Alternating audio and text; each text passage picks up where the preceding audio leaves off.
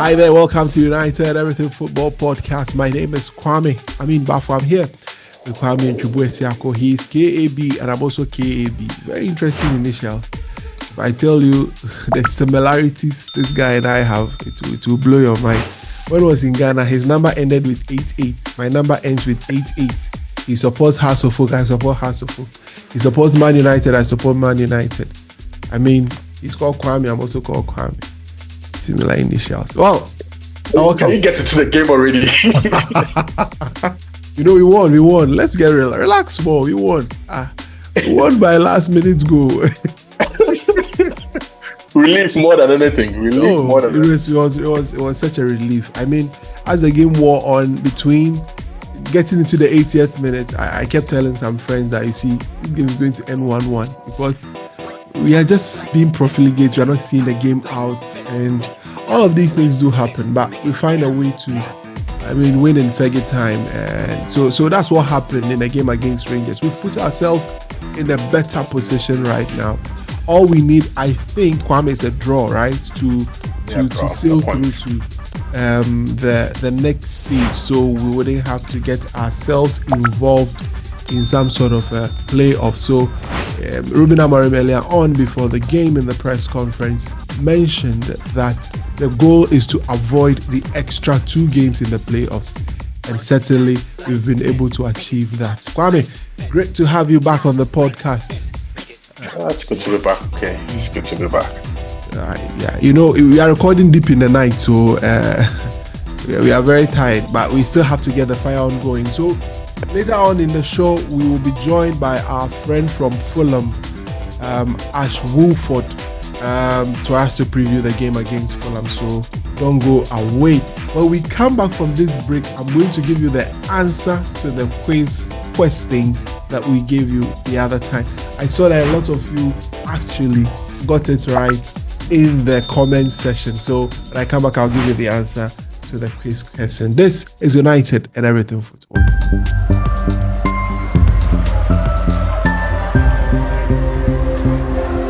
All right, thank you very much. Welcome back to United and Everything Football Podcast. So we beat Rangers by 2-1. But before that, let me give you the answer to the quiz question that we asked the other time. So the answer is the man in your picture, the man who unfortunately passed on, the Stretford King. His name is Dennis Law. So Dennis Law is the man or the answer to the question that we asked you the other time here on United and Everything Football. So all of you in the comment section, congratulations to you. 1 point to you. 1 point. Maybe, Kwame, you know what we should do? We should keep a tally of the points that people are accumulating. And maybe at some point, if you're able to get a lot more points, we will dash you something. We'll do a giveaway. We'll do another giveaway. Let's do it that way. All right, thank you very much. Kwame, there's another question that we are having today. Let me read out the question before we get into the analysis of the game we just played against Rangers. Let me get to the question. For those who don't know, Kwame is the quiz master. He's the one who goes to fish out all the questions that brings everything to us. So the question today is this: who was the last manager to beat Real Madrid in the finals of an European Cup competition? Name the team this manager coached, the competition, the year it happened, as well as the score line of the match. So the questions are in many folds. It's packed. So let me go over the question again. Who was the last manager to beat Real Madrid in the finals of a European Cup competition? Now, name the team this manager coached, the competition, the year this happened, as well as the score line.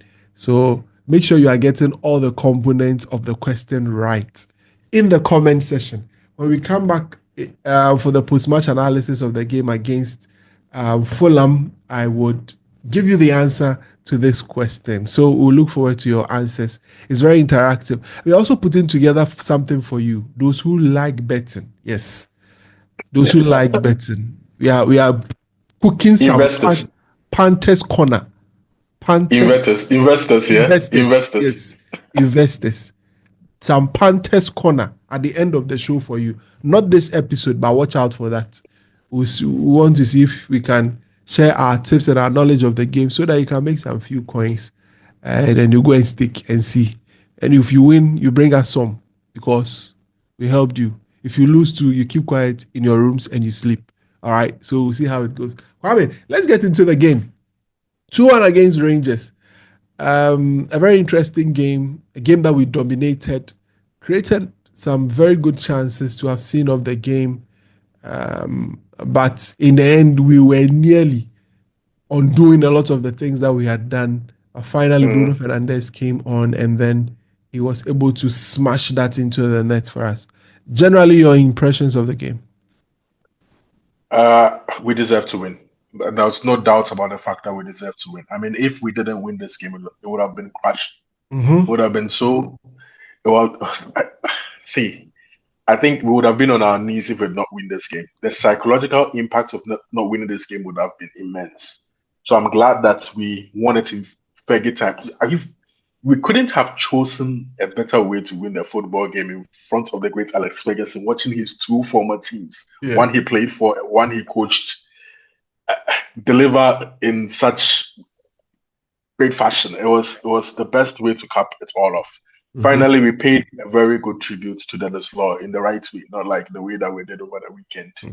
I saw the typho that they laid out for him before the game in the stands at the Stratford end, the king of the Stratford end. It was magnificent, beautiful in every form. I also saw the protests in the stands against the ticket prices. I'm sure a lot of fans have heard what's happened earlier in the day where the 1958 group did right to the club. You know what? Let's hide that one. Let's discuss it just at the tail end of it. I'll read a portions of it so that people get to know what is happening.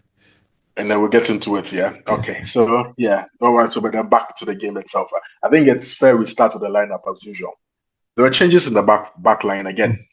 There were changes over the weekend against Brighton, and then there were even more changes today. Lenny Yoro played on the right-hand side of the back three with De Ligt playing in the middle and Martinez coming back into the side, playing on the left-hand side. At full-back, Diogo Dalot played at left wing back, shocking. And Amad Diallo was playing as a wing-back, but not really as a wing-back, was he? Because he's almost always in attacking areas. That's his starting position. You see that there's a variation to the formation. Sometimes you don't really know whether it's a back four or it's really a back three. But then that we've spoken about this in previous podcasts that it's not as fixed as people think it is. And I think that's what also brings about a lot of confusion, where you have Lenny Yoro now playing more as a right back than as a right centre back, and he has to deal with pacey wingers, and it always turns into a problem. On the other side, Martinez also has to deal with a very similar situation where you have Diogo Dalot flying forward and staying forward and basically doing absolutely nothing in the attacking third. I see I'm sick and tired of Diogo Dalot. I'm glad we are looking to sign Patrick Dogu. Dogu. If he comes, I don't want him to go and play that right wing thing that they are talking about. He should stay where you are. Diogo Dalot as an attacking fullback. Finally, I think fans can come to a sense of realization that he's not an attacking fullback. He's not a defensive fullback. He's not an attacking fullback. He's just an average defender. You see, there's this myth about Diogo Dalot that he's an attacking fullback. Now that he's supposed to attack, do you see any attacks? What do you see? Mistakes. When he's supposed to cross, he doesn't cross. When he's supposed to kick the ball, sometimes he can even cross corners from the center circle. As you saw in the second half. But let me finish the lineup. So in the middle of the park, that was the most intriguing position in the middle of the park, where we saw Toby Collier and Bruno Fernandes in the center. At first, I thought it was more like you're going to see Ericsson and Toby Collier in the middle, but that wasn't the case. Ericsson was rather playing more advanced with Bruno Fernandes, playing a little bit deeper compared to him. And it was a front two, or would I say three, since Ericsson was basically part of the front three. You probably go like a front of Ericsson with Zexi up top and Garnacho starting, despite all the rumors about his imminent move away from the football club. He was given a start And I think he played super well. I think Garnacho played very well today. Yeah, he did. The only thing that was missing from his game today was a goal. And it shows the character of the boy when he's on it. When he's on it, he's on it. It's just that there's just more fine tuning to his game. That there's more developments to his game to come. Unfortunately, can I say unfortunately? Unfortunately, that development may not end up at Manchester United, but elsewhere for financial reasons. See, me and you have been going through trying to educate people about the kind of financial mess that Manchester United finds itself. But like how we were about 3 years ago, because I think it dawned on us about 3 years ago that this was the situation. We've learned everything about FFP, PSL. We basically know everything that is going on in the background of the club. But like like how we were 3 years ago, many fans are like us, where they've still not gotten there. They understand. They've still not gotten there. They think it's a myth. First of all, many people believe it's a myth. People are just stuck in, it's the Glazers and it's the Ineos and they're not putting in money. It's just, they don't know that the rules have changed the game.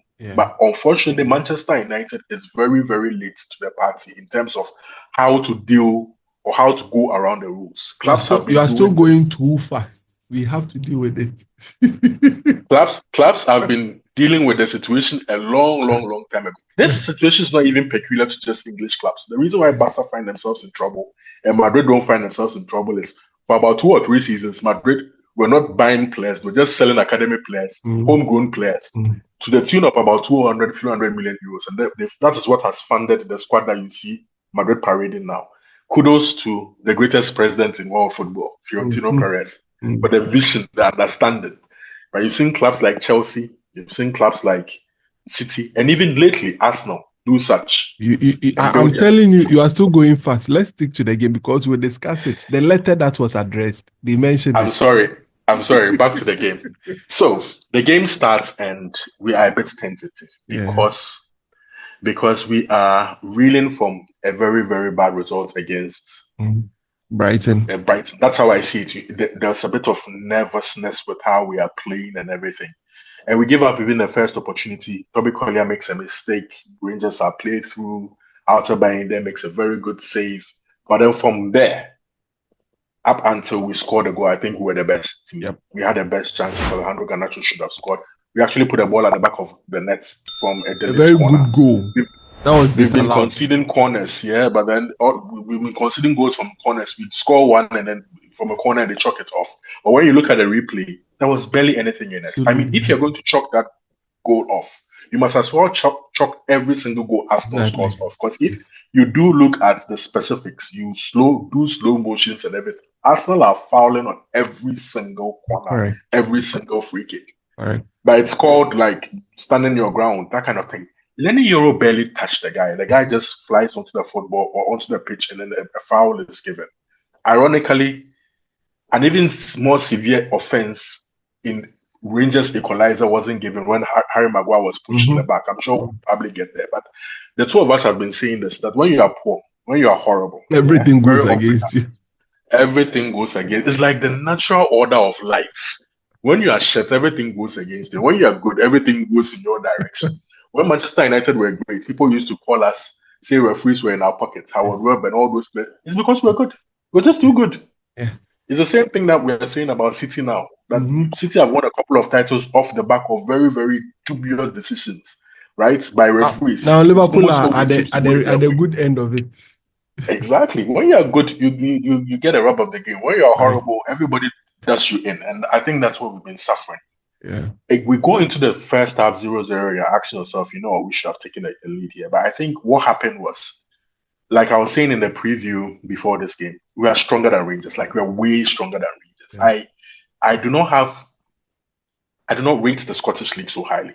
But for Celtic's very good recruitment, a very good coach in Brendan Rodgers, and historically they've done Manchester United in a few times. Right, you remember this guy? Isn't Nakamura or something? A very specialist in Champions League. So they give us trouble. But Rangers, when you look up the stats, Rangers had never beaten us. What is even more damning is Rangers had never even scored a goal against us, ever in any competition, never, not even a goal. But somehow they managed to do that today against the worst Manchester United team ever. Please, he has come to clarify himself. He has come to clarify. He came to apologize. He came to apologize. Anyway, back to the game. So, Yeah. second half starts and we are all over them. We should have scored a few goals, in my opinion. But before then, I think the changes that we made at halftime also helped us. I think Harry Maguire, when he came on, he was extremely fantastic. I mean, like, it was fantastic. Mm. His distribution of the football from the back Mm. is better than all our centre backs, in my opinion. Maybe bar Lisandro Martinez. Yeah. I think Harry Maguire's distribution is definitely better than Delit's distribution. Yeah. Let me just put it that way. Yeah. He plays the ball out of the back and in between the lines much, much better. That's the difference. That's what Ruben Amorim wants. He wants players to be brave and then play the ball in between the lines. But most of our players play it safe. Yeah. Right? They're just playing simple triangles. They're not breaking lines. They're not holding onto the ball. They want to get rid of the ball very, very quickly. And that's not what he wants. He wants us to be able to dominate the ball in the opposition half. But that's not what we are doing. But we had chances. We had chances. I think Garnacho should have scored. Ahmad Harry should have Maguire scored. Ahmad should have scored. Ugarte should have scored. When the ball finally went into the net, it was an own goal from Butland, our own Jack Butland. He was on loan. I don't think he ever made an appearance when he was on loan. No, he wasn't. He didn't make. He can still look back and see he was a Manchester United. He won the a trophy, yeah, League Cup. He won the League Cup, yes. League Cup, yeah. So yeah, Manchester United player, trophy in the cabinet, ex-Man United player. He did us a favor there by punching the ball into his own net from a corner. I mean, justice was served at that point because he should have considered one the first time. Absolutely.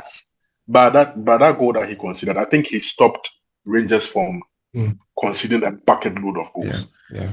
But in typical Manchester United fashion, when we don't put the game away, the last 10 minutes is always a nervy one. And considering the fact that we've been awful at Old Trafford, we've had very, very bad results at Old Trafford. What came in the last 10 minutes was nothing that surprised any Manchester United fan, where Rangers were clearly lobbing the ball into our penalty area over the back four, just asking us questions. And then you could see that the likes of Diogo Dalot and even Harry Maguire at the point were not answering that call very well. They're not covering themselves in glory. There's a bit of nervousness, uncertainty. The only player who was, I think, playing the ball out of the back well was probably Lisandro Martinez, and to an extent, Taro Malasa when he came on. I think Taro Malasa looks a lot fitter than he was about 2 or 3 weeks ago. He's actually combative again. Probably he needed that time to regain that confidence in the mind. I mean, to have stayed away for that amount of time or that length of time definitely has some sort of mental. Yeah, I guess so. 1.5 years, let's be fair, it takes a it's probably not even there yet, but it takes a while. But then again, he's also one player who has been linked with the move away. I don't know whether that will happen based off the fact that we're not bringing bodies in. And you can't trust Luke Shaw to stay fit to save his life. I'd rather keep him than see him go, and then we'll be left short. Because all of a sudden, we've even started. The coach is talking about players picking up niggles here and there. We'll talk about the advantage of actually winning this game right at the end of the analysis. So, let's wrap it up quickly because we don't have time. One big ball over the top goes over Maguire's head, but I think he's pushed in the back. Rangers get the ball, equalize, and then, like we said earlier, Fergie time. Lisandro Martinez puts in a fantastic ball in behind the defense of Rangers, and Bruno Fernandes is at the end of it. But I just want to talk about that particular action. If Manchester United was a team that was able to sustain pressures in the opposition area, that ball that Lisandro Martinez puts in from left centre back, it's supposed to be more regular than you actually see it. Right. If you remember in the Europa League game, I think the third game or fourth game, where Rasmus Højlund scored from a Mazraoui cross in a similar position. But we don't see the wide centre backs put in those crosses. So it's part of the advantage of the system. If fans don't know, if we're able to sustain pressures, those crosses will be coming in at a regularity than we actually see it. But then we saw that in that game. We've seen that in this game today. It tells you that the pieces are there. It's just that nothing has really come together in terms of the full structure. The players buying into it, players understanding it, players being in automatisms. Automatisms for these players. And that's where we are. But then a very, very important win. Important because next month we would get a 2-week period where we are not playing the League Cup games. Yeah. We are not playing involved in the League Cup, and we are not involved in European competition as well, because that's when the playoff Playoffs will be games are happening. played. Yes.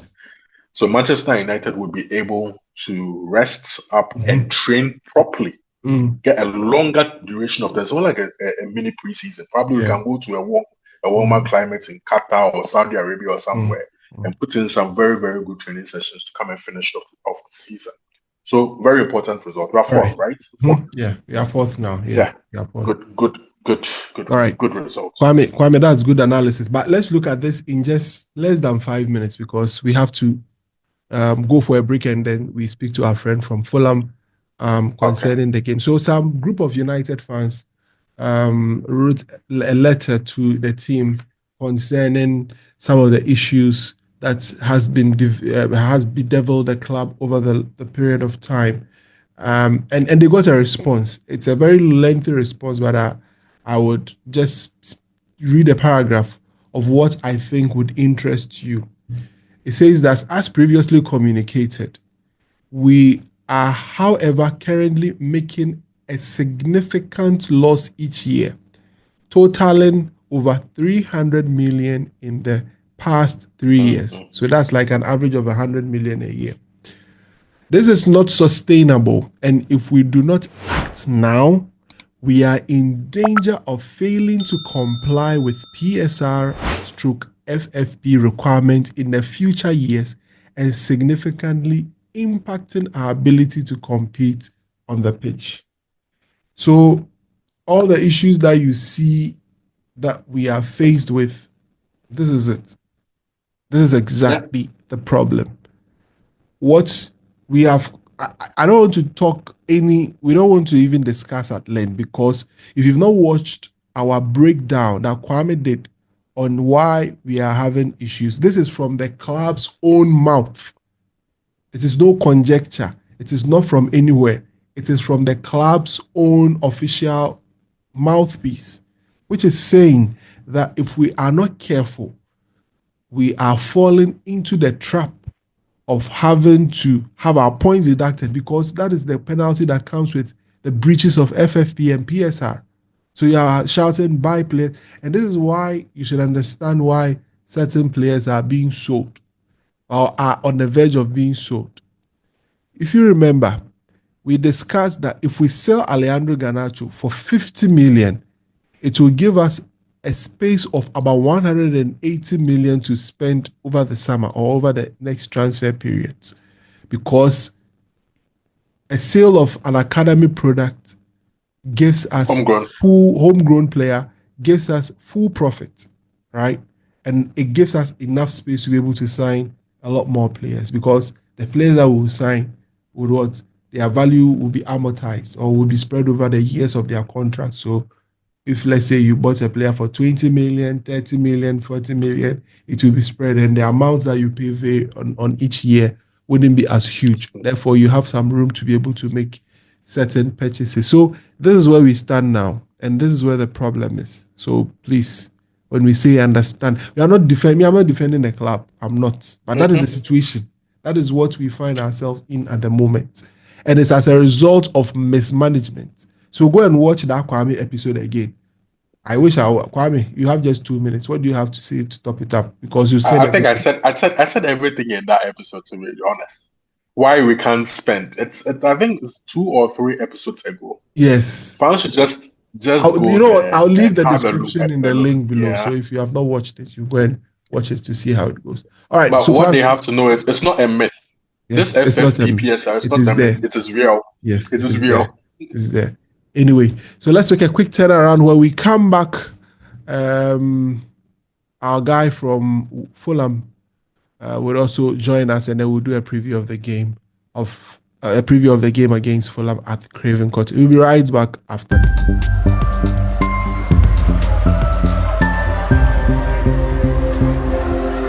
So you're welcome back from that quick commercial break. We told you we have a very special guest with us here today to look into the game against Fulham that will be happening at the Craven Cottage. So as you know, Kwame is already here with me, and we've already been discussing a few things out of the game. If you guys remember, at the start of the season, we had two of our guys from Fulham. In fact, they're actually four group of friends that ran the Full On podcast. Two came during the first game. Now we are joined by another one. His name is Ash Ashwood. Ash, thank you very much for joining us once again on the United Everything Football Podcast. Great to have you. Pleasure to be on, mate. Pleasure to be on. Obviously, we're looking forward to the game on Sunday. So, Of course you are. it's going to be Of course it's you going to be are. an interesting one. All It's going right, to be all an right, interesting guys. one. So. All right, guys. So let's look into the game. Ash, Fulham. I mean, tell us. Well, how has it been for you guys? You look to be on some great run of form.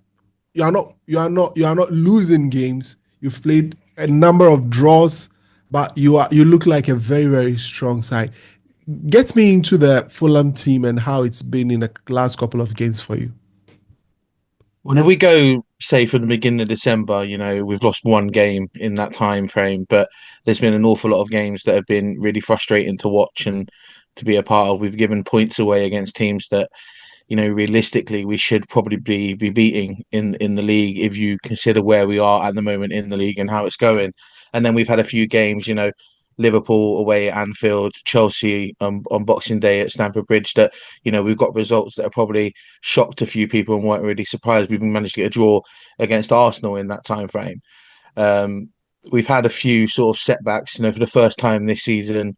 We had some injury issues. We lost Reece Nelson, who had looked like he'd come in from Arsenal on loan and was doing really, really well. And then obviously managed to put his hamstring really innocuously, and it was that sort of knocked that out. Sander Berg, who'd come in and has been a real ray of light for us in midfield, got injured, and because of that we had to change our whole formation for 4 or 5 games that was a bit messy and we sort of struggled with a bit. We've been really hit and miss in terms of the football team that we play. The football we've been playing has been great. Marco Silva's really got us playing some lovely, lovely football. The problem we've had is obviously we've been a bit weak in midfield in certain positions because of a couple of injuries. A couple of players have really gone off the boil and not hit form. And then we've had a few games where everything's been absolutely amazing and scintillating and beautiful to watch. So, I'd love to be sitting here saying that, we sit comfortably in the league and we look good, but we should be way higher than we actually are. Which is amazing for us to say, from a Fulham point of view. But, it's hard for me to pinpoint exactly what's going on at the moment because even we don't understand what we're doing and what's going on. So it's been a bit crazy. Well, that's been good. I mean, anytime you've watched Fulham, I mean, the game that comes to mind is the game against Chelsea, where you went to Stamford Bridge, where you sort of dominated for larger spells of the game. I mean, as the game wore on, you could have a sense that Fulham were always going to get something out of this game, and truly, they were able to pick all 3 points. I don't want to remind you of what happened at Old Trafford and how the series of games have been against Fulham over the period. But what is your general thoughts going into the game against United at Craven Cottage? It's funny because if we remember, we go back to the talks we had at the beginning of the season, going into the first game of the season, where both of us, like both sets of fans, Fulham and United, were still really unsure about what we were going to see in terms of squads going on the pitch and the opening game of the season. I know you guys sneaked a 1-0 win, but the game was really competitive. That's the one thing we will say. The one thing about Fulham is that we make games competitive. We don't really roll over and die like some teams might do. And we're going into this game on Sunday. I think that you look at it again, United, I said it a few times now, they're a bit of a wounded lion in the sense of, you're not exactly where you should be, but you've still got claws and can attack and can kill. So we have to be careful about, how we approach the game. But we'll approach it how we always approach it, and we play the football that Marco Silva plays in the style that Marco Silva likes to play, and we don't really change that no matter who we're playing against, which has been the reason why we've managed to go to, as you say, Stamford Bridge and get results and hold our own against like teams like Newcastle and Arsenal and Liverpool, because we don't change completely and sort of try to be negative because we're playing against a team that we should be worried about. We just try to play our own game. And that we try to be as positive as we can be, which is great to watch, but also scary at times when you're going into games and holding on to leads and stuff, which we've failed to do a few times going into this season. So it'll be an interesting one coming to see on Sunday what we do. Kwame, I don't know if you have a question for Ash Wolford before I get to you, and then we wrap it up here on United and everything football. Kwame, any question for Ash?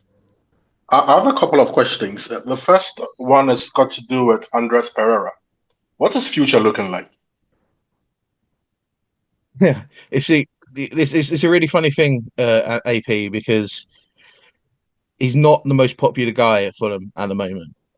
He's frustrating as hell to watch. You guys will know, from having him at United, that he didn't get the nickname of preseason Perlo for any other reason than the fact that he has so much promise and so much ability, but sometimes just flatters to deceive so much. And the problem is, at a club like Fulham, when you are meant to be the talisman, you're meant to be that player.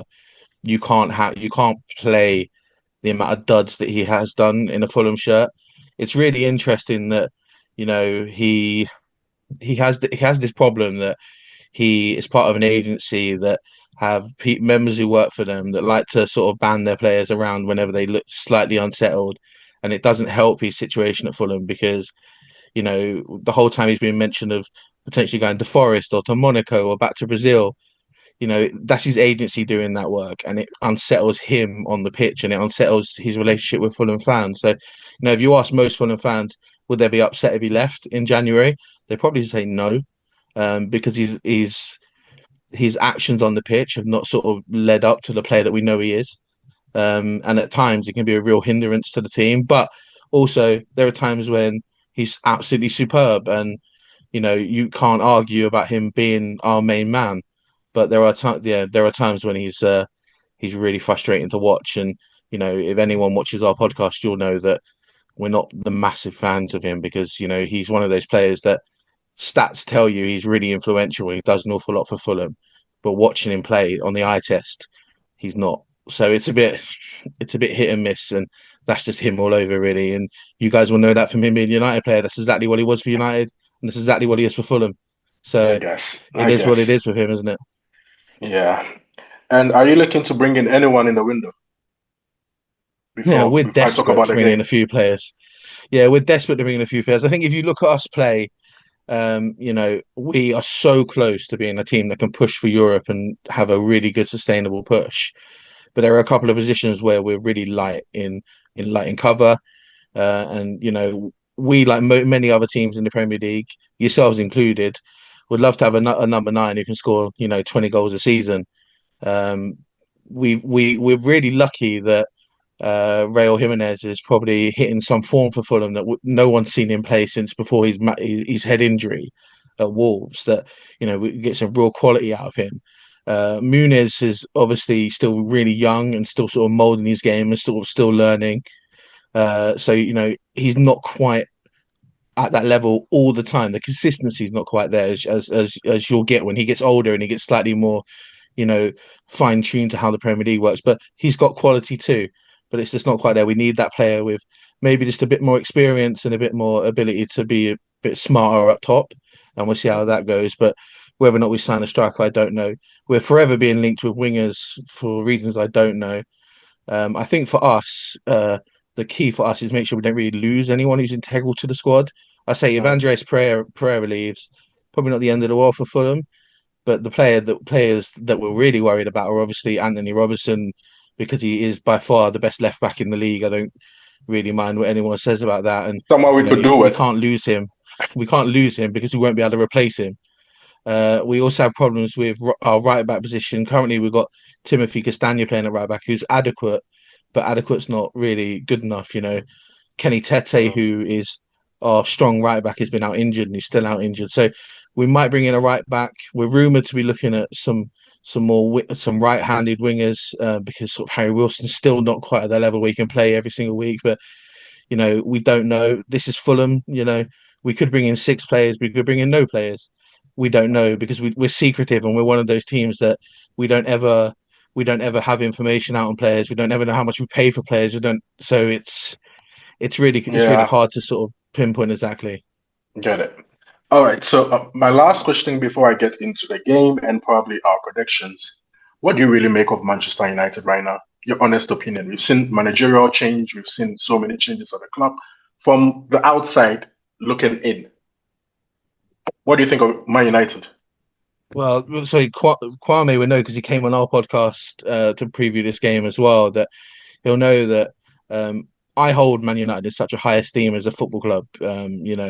As someone who's grown up watching my team sort of come from the fourth division of English football up to the Premier League, I've always held Man United to quite a high bastion of football. They are, the pinnacle of football club. You are the biggest football club in the world. There's no argument to that. But unfortunately for you guys, the product that you have is so below what it should be. I said you're a wounded lion, but really, you're a lion who's had 3 feet cut off and shot in the eye a few times. Like you're not the football club you should be. We go into this game on Sunday really excited because you look beatable, and we shouldn't be going into a game against Man United going, yeah, United are beatable. Even in games in the past where we beat you, the game we beat you at Old Trafford 2 seasons ago, that was probably we held our own and scored the last minute winner. In the past, when we beat you in games, it's because of luck that's happened in the things that have happened in the game, red cards and penalties and stuff like that. We've never gone into a game against Man United looking like the better team. And realistically, we're going into the game on Sunday as we are the better squad going into this game. And that should never be the case when you're looking at Fulham and Man United.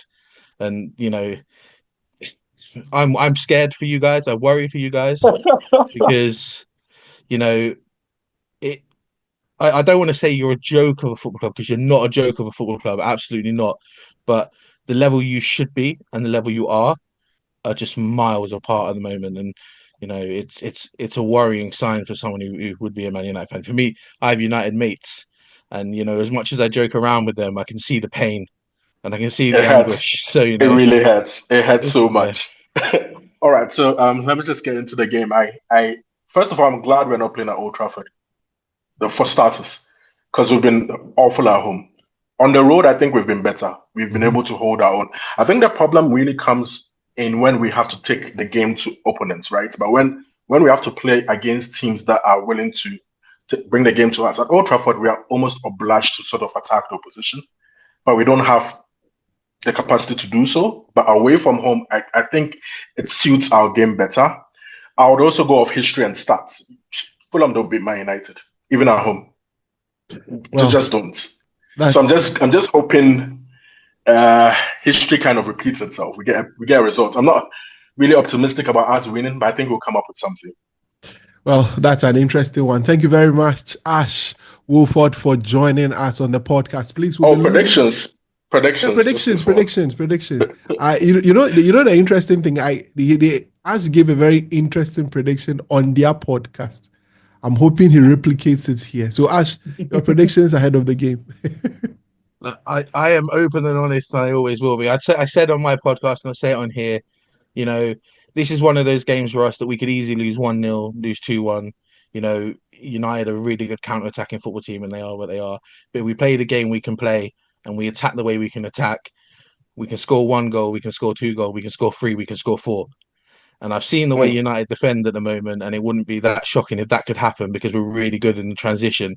And we're not the sort of team that just lump the ball in the box and, for De Ligt and Maguire to header the ball out. We don't attack that way. So, it's one of those games for me that we could win this 4-1. We could lose this 2-1. I don't see this game being a low-scoring game.